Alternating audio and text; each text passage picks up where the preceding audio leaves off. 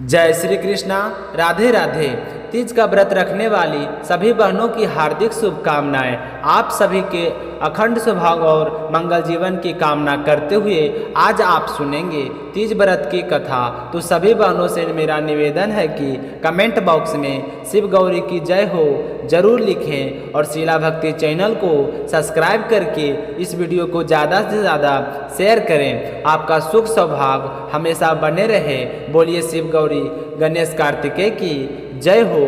जिनके दिव्य केशों पर आग के फूलों की माला शोभा देती है और जिन भगवान शंकर के मस्तक पर अर्धचंदन और गले में मुंडों की माला पड़ी हुई है, जो माता पार्वती दिव्य वस्त्रों से शोभित हैं तथा भगवान शंकर दिवंगर भेष धारण किए हैं, मैं उन दोनों भगवानी शंकर को नमस्कार करती हूँ। कैलाश पर्वत के सुंदर शिखर पर माता पार्वती जी ने महादेव जी से पूछे कि हे महेश्वर, आज आप मुझे वो गुप्त से गुप्त बातें बताइए जो सभी के लिए सरल और महान फल देने वाली हो।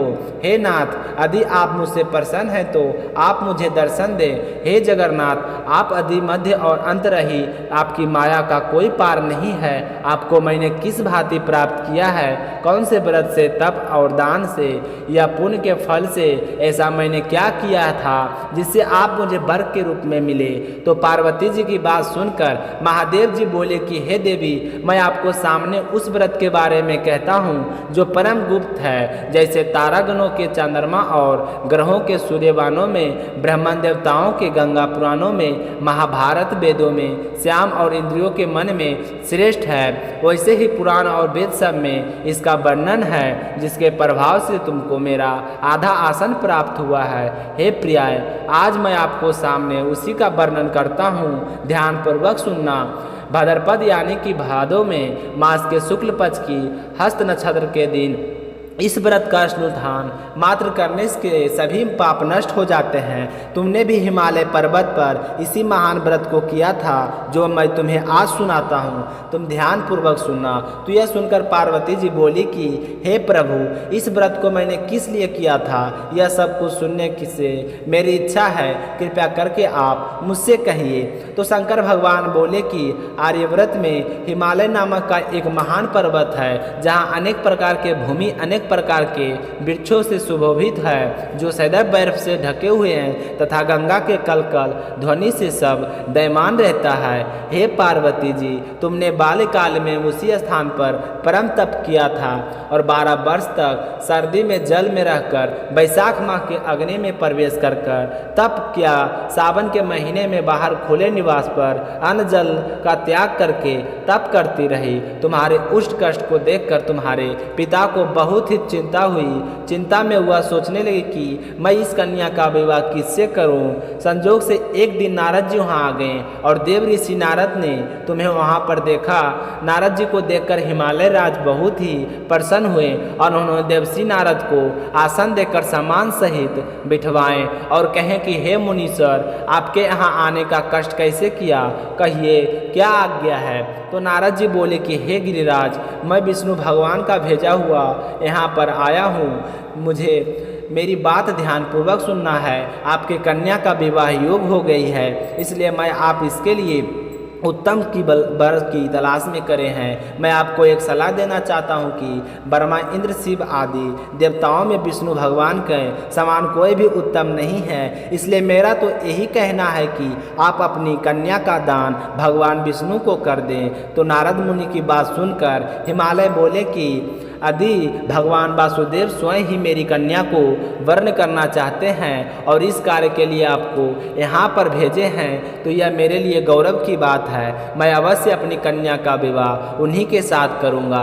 हिमालय का यह आश्वासन सुनते ही देव ऋषि नाथ बहुत ही खुश हुए और आकाश में अंतर्ध्यान हो गए और हाथ में जोड़कर भगवान विष्णु के पास पहुँचे और हाथ जोड़कर भगवान विष्णु से कहने लगे कि हे प्रभु, आपका विवाह पार्वती के साथ निश्चित करके आया हूँ। इधर हिमालय ने पार्वती जी से प्रसन्नता पूर्वक कहा कि हे पुत्री, मैंने तुमको गुरुध्वज भगवान विष्णु को अर्पण किया है, अतः मैं तुम्हारी शादी विष्णु भगवान के साथ ही करूँगा।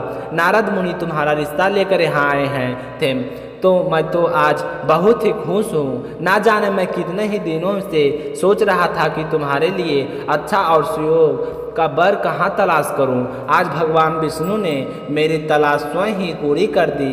अपने पिता के इन वाक्यों को सुनते ही पार्वती जी अपनी सहेली के घर गई और पृथ्वीराज पर गिरकर अत्यंत दुखी होकर विलाप करने लगी। कि पार्वती जी को विलाप करते हुए देखकर उसकी सहेलियां बोली कि हे देवी, तुम किस कारण से दुखी हो, मुझे बताओ, मैं अवश्य तुम्हारी सहायता करूंगी। तो पार्वती जी बोली कि हे सुखी सहेली, तू मेरी जो मन की अभिलाषा है वो सुनाती हूँ। मैं महादेव जी का वर्णन करना चाहती हूँ। मुझे मेरी मनोकामना पूर्ण होती नजर नहीं आ रही है, इसलिए मैंने तो यह सोचा है कि मैं अपने शरीर का त्याग कर दूंगी। तो पार्वती जी के इन वचनों को सुनकर उसकी सखियाँ ने कहा कि हे देवी, शरीर का त्याग करना कहाँ का न्याय है। आज मैं तुम्हारे एक ऐसे वन में ले जाऊंगी जिस वन को तुम्हारे पिताजी ने कभी नहीं देखे हैं, और वहाँ जाकर तुम शंकर जी के लिए पूजा करना। तो पार्वती जी अपनी सहेलियों की बात सुनकर उनके साथ वन में चली गई। और उधर पार्वती जी के पिता हिमालय पर्वत पर पार्वती जी के घर पर ना पाकर बहुत ही दुखी हुए और सोचने लगे कि मेरी पुत्री का कोई देव दानव अथवा किन्नर कोई हरण करके तो नहीं ले गया है। मैंने तो नारद जी को वचन दे दिया है कि मैं अपनी बेटी का विवाह भगवान विष्णु के साथ करूँगा। यह मेरा वचन कैसे पूरा होगा, यह सोच सोचकर वे बहुत ही चिंतित हो गए और मूर्छित हो गए। तो हिमालय को इस तरह विलाप करके मूर्छित हुआ देखकर सारे लोग वहां पर दौड़े दौड़े आए और गिरिराज से पूछने लगे कि आप हमें अपनी मूर्छा का कारण बताइए। तो हिमालय बोले कि मेरे दुख का कारण यह है कि मेरी रतन रूपी कन्या का कोई हरण करके ले गया है, या किसी सांप ने काट लिया है, या किसी शेर ने मार डाला है। ना जाने वह कहाँ पर चली गई है। मैं तो सोच रहा हूँ कि कहीं कोई राक्षस ने उसे मार ना दिया हो। इस तरह कहकर गिरिराज दुखी होकर रोने लगे और ऐसे कांपने लगे जैसे तेज वायु के चलने पर कोई वृक्ष कांपता है। तो इस तरह भगवान शंकर पार्वती जी को बताते हुए आगे कहने लगे कि हे पार्वती, तुम्हें गिरिराज साथियों सहित घने जंगल में ढूंढने के लिए निकल पड़े। और जिस दिन तुम अपनी सहेली के साथ घने जंगल में गई थी तो भयानक जंगल में घूमती हुई वन में एक नदी के तट पर एक गुफा के पास पहुंच गई।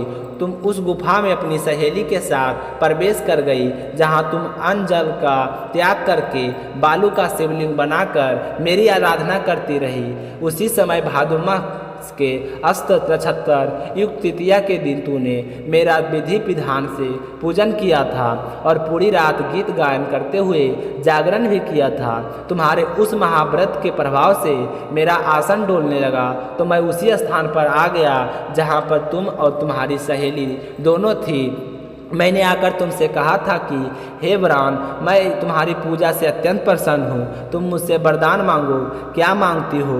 तब तुमने कहा था कि हे देव, यदि आप मुझसे इतने ही प्रसन्न हैं तो आप मुझे वरदान दे कि मैं आप महादेव जी मेरे पति हो और मैं तुम्हारे अलावा किसी का वर्ण नहीं करना चाहती हूँ। मैं तुम्हें तथास्तु कहकर कैलाश पर्वत पर चला गया और तुमने सुबह होते ही मेरी उस बालू की प्रतिमा को नदी में विसर्जित कर दिया और उसके बाद तूने अपनी सहेली सहित व्रत का पारण किया।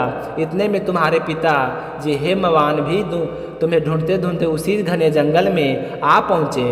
उस समय उन्होंने तुम्हें नदी के तट पर देखा तो डरते हुए तुम्हारे पास आ गए और तुम्हें हृदय से लगाकर रोने लगे और कहने लगी, बेटी तुम इस सिंह ब्याह आदि घने जंगल में क्यों चली आई है, ऐसी क्या बात हुई है। तो तुमने कहा कि हे पिताजी, मैं पहले ही अपना शरीर शंकर जी को समर्पित कर चुकी हूँ, लेकिन आपने नारद जी के कहने पर कुछ ही और सोच लिए, इसलिए मैं महल से चली आई। तुम्हारे मुँह से ऐसे वचन सुनकर तुम्हारे पिताजी ने तुमसे कहा कि मैं तुम्हारी इच्छा के विरुद्ध कोई भी कार्य नहीं करूँगा, तुम मेरे साथ घर चलो।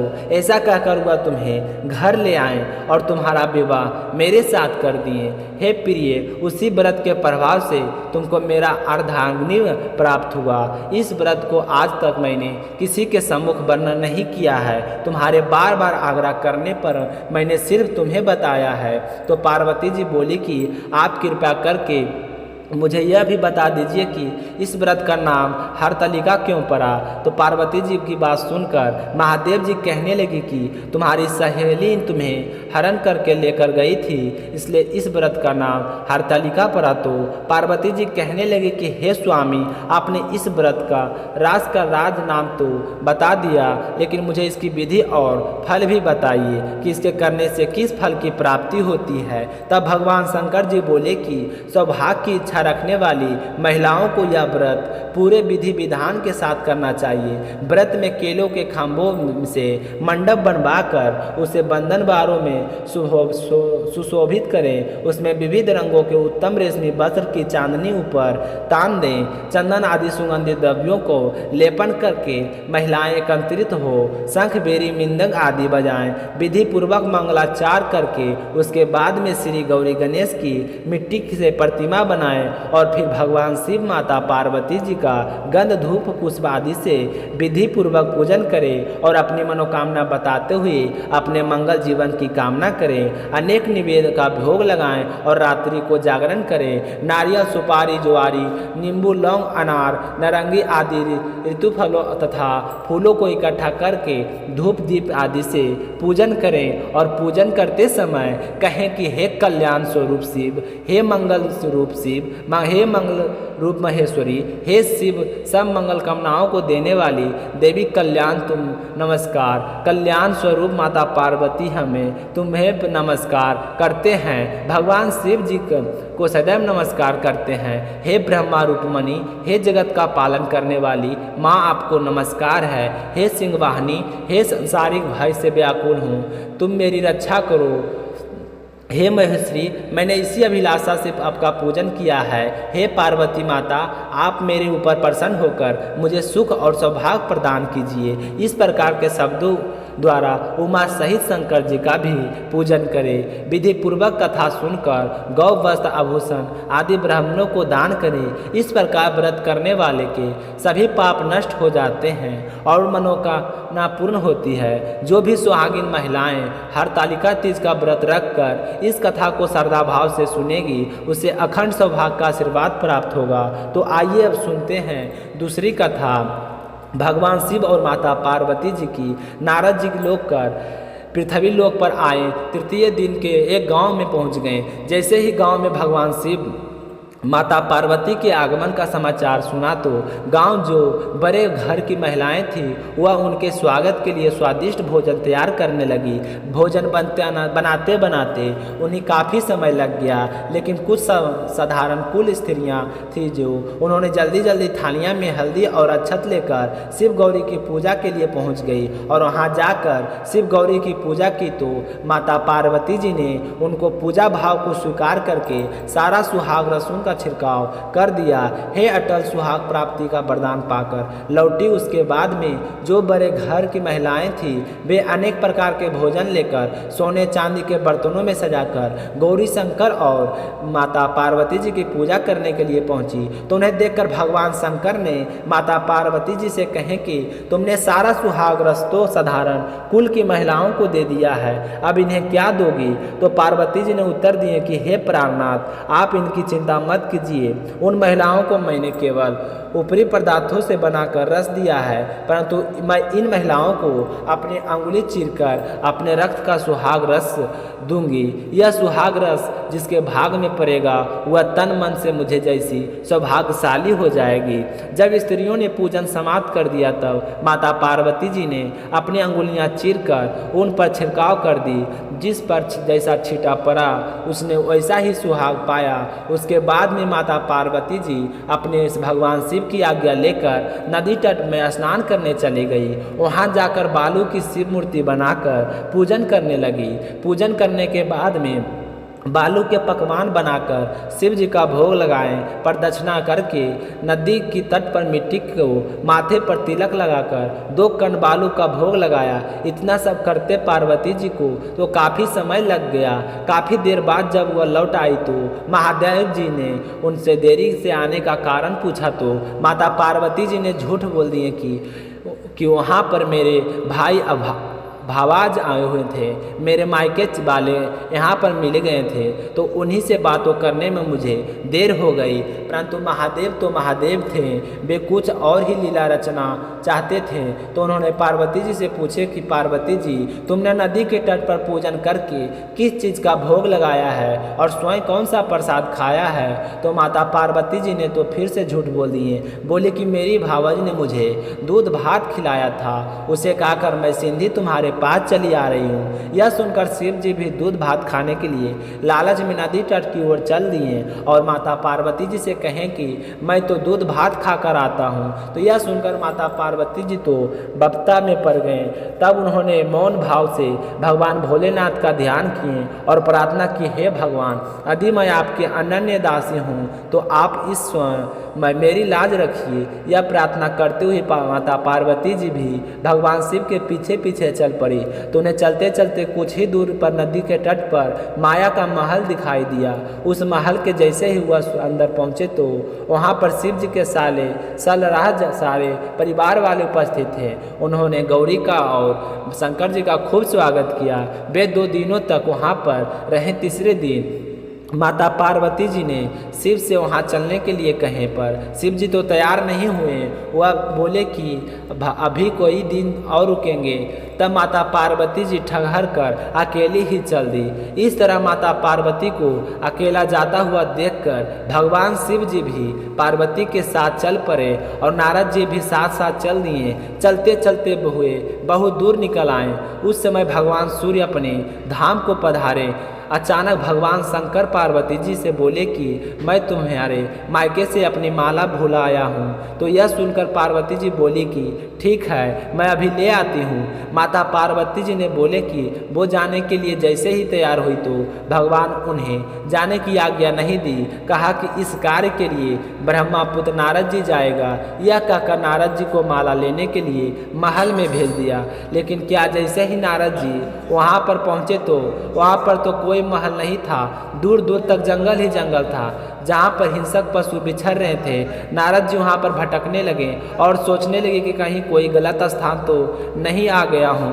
अचानक वहाँ पर जोरों से बिजली चमकी और नारद जी को शिव जी की माला एक पेड़ पर टंगी हुई दिखाई दी। तो नारद जी ने वह माला उतार ली और शिव जी के पास पहुँचकर वहाँ पर सारा हाल यह कह सुनाया। तो शिव जी ने हंस कर कहा कि नारद, यह सब पार्वती जी की लीला है। इस पर पार्वती जी बोली कि मैं किस योग तप पर? नारद जी ने सिर झुकाकर कहें कि माता, आप पतिव्रता में सर्वश्रेष्ठ हैं। आप सौभाग्यवती समाज में आदि शक्ति हैं। यह सब आपके पतिव्रत का ही प्रभाव है। संसार में स्त्रियां आपके नाम स्मरण मात्र से ही अटल स्वभाव प्राप्त कर सकती है और समसिद्धियों को बना तथा मिटा सकती है। तब आपके लिए कर्म कौन सी बड़ी बात है? नारद जी इस तरह आगे बोले कि महामाय गोपनीय पूजा अधिक शक्तिशाली तथा सार्थक होती है। आपकी भावना तथा चमत्कार पूर्ण शक्ति को देखकर मुझे बहुत ही प्रसन्नता हुई है। आशीर्वाद रूप से कहता हूँ कि जो भी महिला इस तरह से गुप्त रूप से पति का पूजन करके मंगल कामना करेगी, उन्हें महादेव जी की कृपा से दीर्घायु वाले पति का साथ मिलेगा। इस तरह का आशीर्वाद पाकर माता पार्वती जी को बहुत ही खुश हुए। फिर शिव गौरी नारद जी कैलाश पर्वत पर चले गए। गणेश जी की कहानी सुखपुर गाँव के मोहन नाम का एक अंधा अनाथ लड़का रहता था। वह मंदिर के बाहर बैठकर भीख मांगकर गुजर बसर किया करता था। उसी गांव में शंकर चाचा भी रहते थे, जो बचपन से ही मोहन की देखभाल किया करते थे। मोहन उन्हीं के साथ रहता था और वे उसे सुबह मंदिर बाहर छोड़ जाते थे और रात के समय उसे अपने घर ले जाते थे। इसी तरह समय बीतता रहा। एक दिन मोहन ने शंकर चाचा से कहा कि चाचा, आप मेरा बोझ कब तक उठाते रहेंगे? आप बचपन से मेरी देखभाल कर रहे हैं, अब मैं बोझ नहीं बनना चाहता हूँ। आपके भी बहुत सारी जिम्मेदारियाँ होगी, इसलिए आप मुझे मेरे हाल पर छोड़ दीजिए। तो शंकर चाचा ने कहे कि बेटा, मैं तुझे अपना बेटा मानता हूँ, तू मुझे छोड़कर जाने की बात कैसे कर रहा है? अगर तेरी जगह अगर मेरा सगा बेटा होता तो क्या मुझे छोड़कर जाता? तो यह सुनकर मोहन रोने लगा। तब शंकर चाचा ने उसे समझाते हुए कहे कि तू गणेश जी के मंदिर के बाहर बरसों से भीख मांग रहा है, समझ ले तू ही शरण में है, उनकी पूजा किया कर रही है, वे ही रक्षा करेंगे।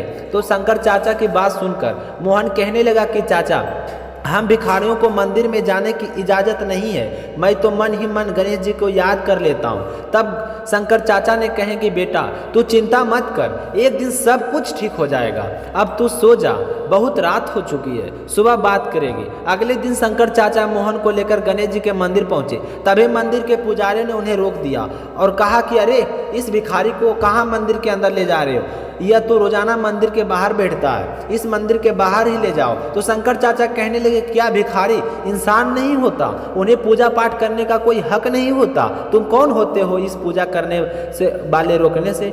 तो इस तरह के सुनकर पुजारी को गुस्सा आ गया और गुस्से में आकर पुजारी ने उन दोनों को मंदिर से बाहर निकाल दिया। तो मोहन कहने लगा कि चाचा रहने दो, मैं यहीं से भगवान की पूजा कर लूँगा, आप मुझे जैसे अंधे के लिए झगड़ा मत करो। कहीं पुजारी को गुस्सा आ गया तो वह मुझे मंदिर के बाहर भी नहीं बैठने देगा, फिर मैं कहाँ जाऊँगा। तो यह देख कहकर मोहन अपनी पुरानी जगह पर जाकर बैठ गया। शंकर चाचा वापस अपने घर चले गए। मोहन बैठकर भीख मांग रहा था, तभी उसे किसी की रोने की आवाज़ सुनाई दी। उसे लगा कि कोई बच्चा रो रहा है, तो उसने टटोल टटोल कर उसे हुआ पूछा कि तुम कौन हो और क्यों रो रहे हो। तो अपने बच्चे ने कहा कि मुझे भूख लगी है और मंदिर के पास की दुकान में बहुत अच्छे अच्छे लड्डू रखे हैं, लेकिन मेरे पास पैसे नहीं हैं, मैं वो लड्डू खाना चाहता हूँ। तो मोहन ने कहा कि कोई बात नहीं, तुम मुझसे पैसे लेकर लड्डू खरीद लो। यह कहकर मोहन ने अपने भीख के आए हुए रुपयों से उसे 5 रुपये दे दिया।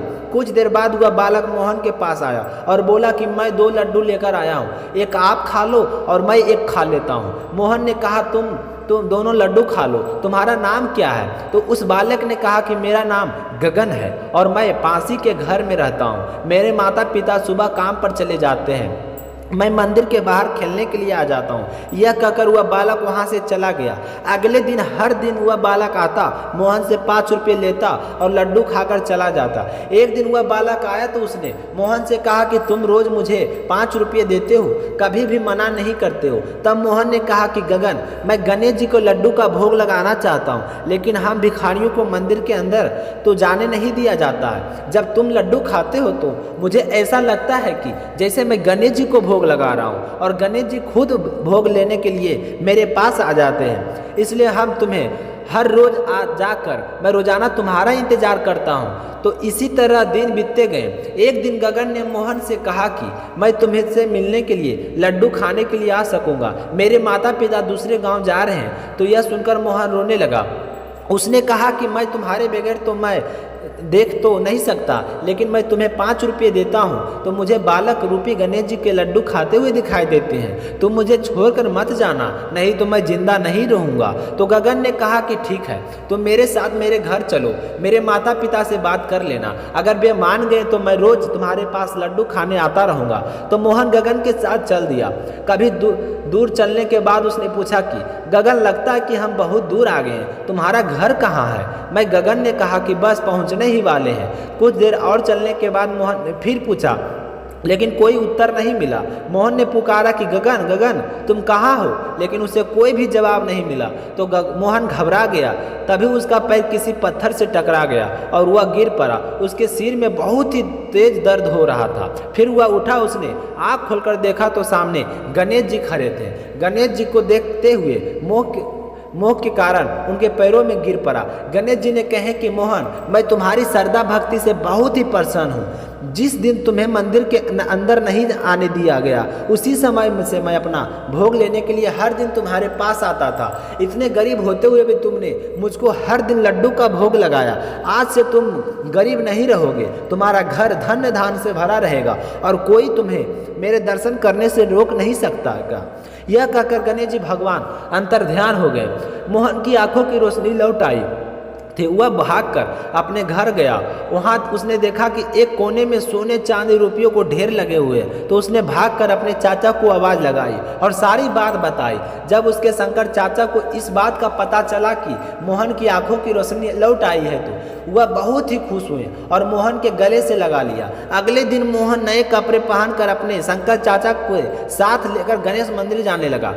अब उसे मंदिर में जाने से कोई भी नहीं रोकता था। इस तरह गणेश जी अपने भक्त के सारे विघ्न बोलिए गणेश भगवान की जय हो। आप सुनेंगे लपसी और तपसी की कहानी, जो हर व्रत कथा के साथ अवश्य सुननी चाहिए। इस कथा को सुने बिना हमारे व्रत का पुण्य फल नहीं मिलता। बोलिए लपसी तपसी की जय हो। एक लपसी था, एक तपसी था। तपसी हमेशा भगवान की तपस्या करता था, लेकिन उसे चोरी करने की आदत थी। लपसी हमेशा से सावा शेर की लपसी बनाता और पहले भगवान को भोग लगाता, उसके बाद में स्वयं भोजन करता था। दोनों भाइयों का यही नियम था। तो एक दिन कोई बात को लेकर दोनों में कहा सुनी हो गई। तो तपसी बोला कि मैं तो रोज मरे बरा हूँ। तब तपसी बोला कि मैं रोज भगवान का सावा शेर से लपसी का भोग लगाता हूँ, इसलिए मैं बरा हूँ। ऐसा कहते हुए दोनों जोर जोर से लड़ने लगे। तभी वहाँ से नारद जी गुजर रहे थे उसी रास्ते से। तो दोनों को लड़ता हुआ देखकर वहाँ आए और उनसे पूछे कि तुम दोनों आपस में क्यों लड़ रहे हो आज। तो दोनों ने अपने आप को बड़ा बताया और साथ में बड़ा होने के कारण भी बताया। तो नारद जी बोले कि मैं तुम्हारा फैसला कर दूंगा, कल आऊँगा और बता दूंगा कि कौन बड़ा है। दूसरे दिन लपसी और तपसी नहाकर अपनी रोज की भक्ति करने आए तो नारद जी ने छुपकर 1.25 करोड़ की एक एक अंगूठी उन दोनों की आगे रख दी। जैसे ही भक्ति करते हुए तपसी की नज़र उस अंगूठी पर पड़ी तो उसने चुपचाप से उठाई और अपने जेब में रख लिया। लेकिन लपसी का नज़र अंगूठी पर पड़ी लेकिन उसने नहीं उठाया। थोड़ी ही देर में नारद जी सामने आए तो दोनों ने पूछा कि अब बताइए हम में से कौन बड़ा है। तो नारद जी ने तपसी से खड़ा होने के लिए कहे और जेबी को खोलने के लिए कहें तो उसके जेबी के तो अंगूठी दिखाई दी। तो नारद जी ने तपसी से कहा कि तुम तो तपस्या करते हो, इतनी तपस्या करने के बाद भी तुम्हारी चोरी करने की आदत नहीं गई है। यह अंगूठी मैंने ही तुम दोनों के आगे रखी थी। मैं यह देखना चाहता था कि तुम दोनों में से किनके मन में लालच है। तो तूने तो अंगूठी दिखाई पड़ते ही झट से अपने पैरों के नीचे दबा ली। लेकिन लपसी का ध्यान अंगूठी पर जाने के बाद भी लपसी ने अंगूठी को ना ही उठाया और ना ही ध्यान किया। उसने सिर्फ अपने भगवान जी में ही ध्यान रखा, उन्हें भोग लगाया और बाद में स्वयं भोजन करने चला गया। इसलिए लपसी बड़ा है और तुम्हारी तपस्या का फल कोई भी फल नहीं मिलने वाला। जितनी चाहे मर्जी तुम तपस्या कर लो, तुम्हें इसका कोई भी फल नहीं मिलेगा। तो तपसी को यह सुनकर बात बहुत ही दुख हुआ। वह शर्मिंदा होकर नारद जी से माफ़ी मांगने लगा और कहने लगा कि आज तक मेरी गलती माफ़ कीजिए और बताइए कि मुझे मेरी तपस्या का फल कैसे मिलेगा। आज के बाद कभी भी मैं चोरी नहीं करूँगा। तो नारद जी ने कहे कि अधिक कोई गाय और कुत्ते की रोटी नहीं बनाएगा तो उसका फल भी तुझे मिलेगा। अधिक कोई आदमी ब्राह्मण को भोजन करवा कर उसे दक्षिणा नहीं देगा तो उसका फल भी तुझे मिलेगा। अगर हम किसी के सूट तिल सारी अगर हम भेंट स्वरूप कुछ देते हैं और ऊपर से अगर हम कुछ रुपये नहीं देंगे तो उसका फल भी तुझे मिलेगा। अगर कोई व्यक्ति दिया से दिया जलाएगा तो उसका फल भी तुझे मिलेगा। अगर कोई औरत आंगन लीप कर चौका नहीं लिपेगी तो उसका फल भी तुझे मिलेगा। अधिक कोई व्रत की में सारी कहानी सुन ले लेकिन तुम्हारी कहानी ना सुने तो उसका फल भी तुझे मिलेगा। उसी दिन से हर व्रत कथा के कहानी के साथ लपसी तपसी की कहानी कही और सुनी जाती है और कथा सुनकर कहना चाहिए कि लपसी का फल लपसी को मिले, तपसी का फल तपसी को मिले और हमारी कहानी और हमारे व्रत का पुण्य फल हमें मिले। तो ये थी हरितिलका बज का व्रत कथा। तो सुनकर आप लोगों को कैसा लगा कमेंट करके जरूर बताइए और शिला भक्ति चैनल को सब्सक्राइब करके बेल आइकन को जरूर दबाइए। मिलते हैं अगली कथा में, तब तक अपना ख्याल रखिएगा।